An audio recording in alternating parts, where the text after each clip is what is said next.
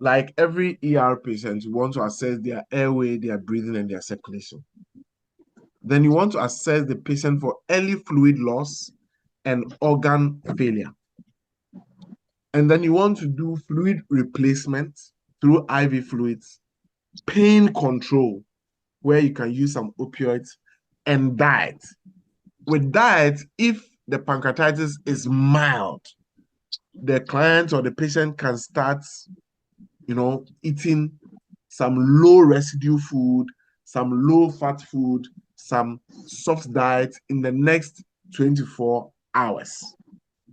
If the pancreatitis is moderate to severe, then you may want to do enteral feeding for parenteral nutrition. So you may want to pass an NG tube if the patient says unconscious, that kind of thing. But if it's just mild pancreatitis, then the patient can start eating within 24 hours, and it should be low residue, low fat, soft diet. Now, is there a situation in your MCQs or in your CDM where you need to get follow-up imaging after acute pancreatitis? Yes. For example, if the patient has moderate to severe acute pancreatitis, and then signs of sepsis, so like elevated white cell count with bands, the patient may, be developing signs of septic shock alongside with decreased blood pressure as well. You want to pay attention. And then if the patient deteriorates 72 hours after initial presentation, then you want to get follow-up imaging. And what follow-up imaging do you get in a patient who has probably been there for 4 days and their presentation is deteriorating? What investigation can you do? You can do enhanced contrast CT scan. And the reason why you are doing that, so why is the patient not getting well? Could be that the patient, has developed necrosis around the area of the pancreatitis, or there can be local complications as well. So please know when to follow up with imaging and know which investigations to do. Contrast enhanced CT scan. Contrast enhanced CT scan. Okay. Now, when am I going to admit a patient to the ICU? When am I going to admit a patient to the ICU for management? Number one, if their pulse is less than 40 or if their pulse is more than 150. Number two, if their systolic blood pressure is less than 80 or their mean arterial pressure is less than 60 millimeters of mercury or diastolic arterial pressure is more than 120. Number three, if their respiratory rate is high at about 35 beats per minute, breaths per minute. And then for serum sodium, if it is less than 110 or more than 170. For serum potassium, if it is less than 2 or more than 7.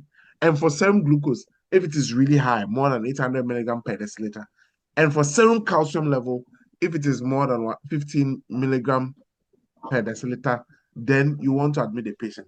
And as well, if the PaO2 is less than 50, and if the pH is less than 7.1 or more than 7.7. So if the patient is alkalotic or acidotic, and if there's any anuria or coma, then these patients, you want to manage them in an ICU environment. Hello, doctors, please. Am I making myself clear? Doc?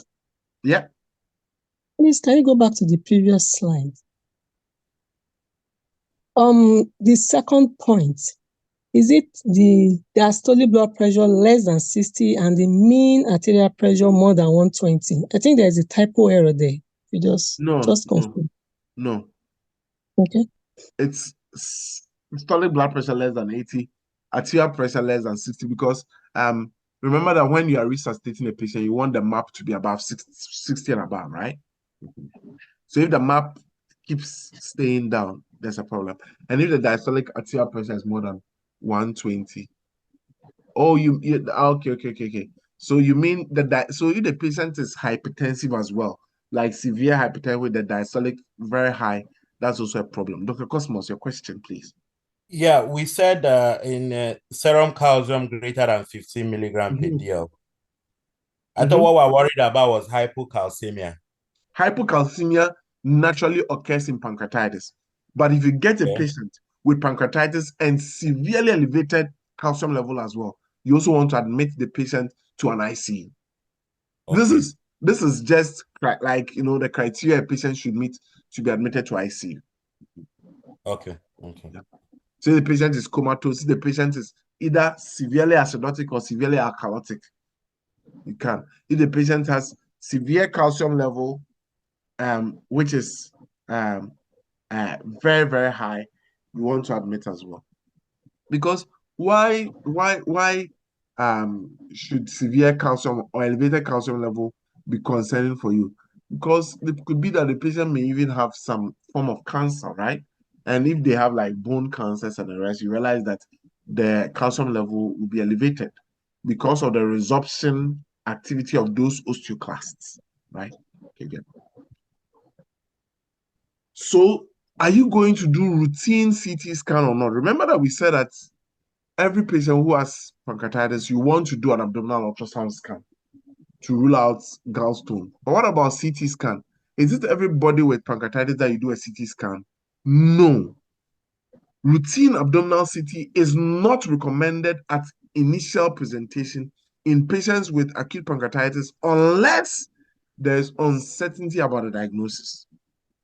So the uncertainty is what we discussed initially. Patient has severe epigastric pain. It is not responding to pink lady. It is not responding to pantoprazole, but the lipase is normal. And you are still thinking that this is likely due to appendicitis. Then you do an abdominal CT scan.